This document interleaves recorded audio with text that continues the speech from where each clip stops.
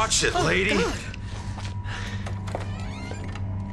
Murdered Soul Suspect is a lot of great ideas that it never fully realizes. It all starts with a promising setup. You play as a detective who's been murdered, and now you're trying to track down the killer as a ghost.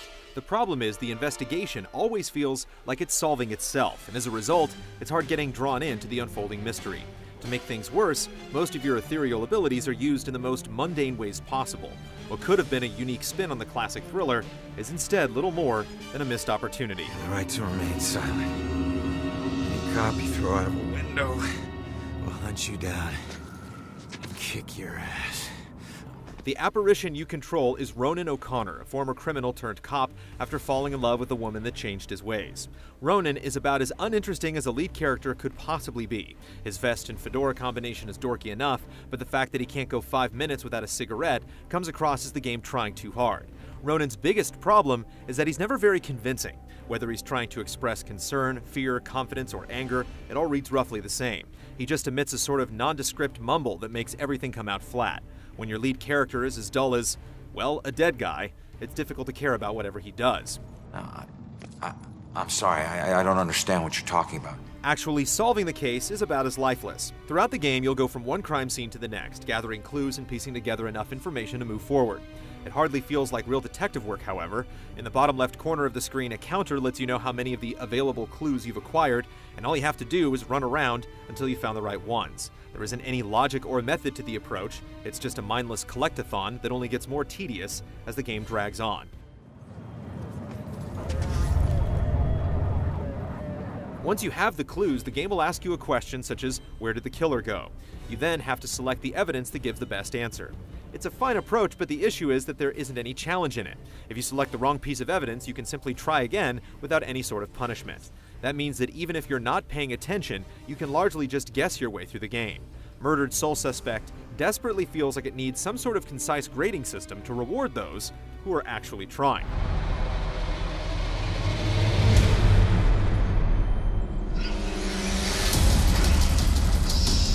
Outside of evidence hunting, the game offers several opportunities for Ronan to try out his supernatural abilities.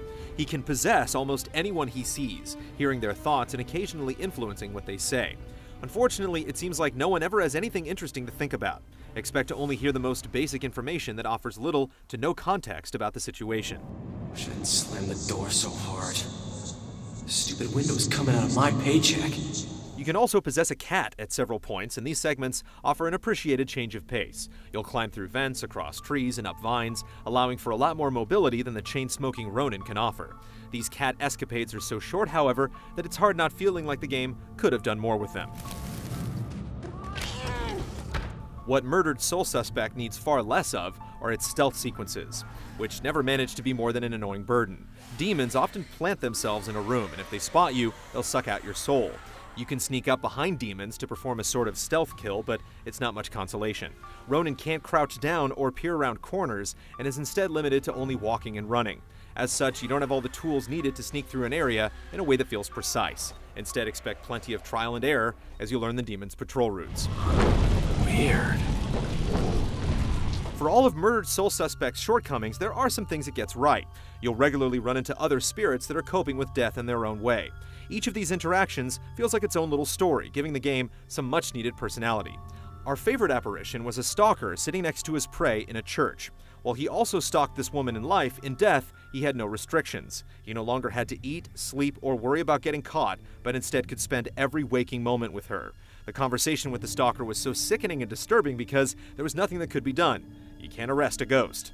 If only Murdered Soul Suspect spent more time exploring this sort of intriguing territory instead of wasting its efforts on such a dull protagonist. To be honest, it's the best thing that ever happened to us. No more pesky walls or locks. Now I can watch her. Watch her every move. The few moments where Murdered Soul Suspect actually makes good on its supernatural potential aren't worth slogging through the rest of the game for. It's trying to be a gripping murder mystery, but never really knows how to get there. This is one you should probably just leave for dead. Damn it.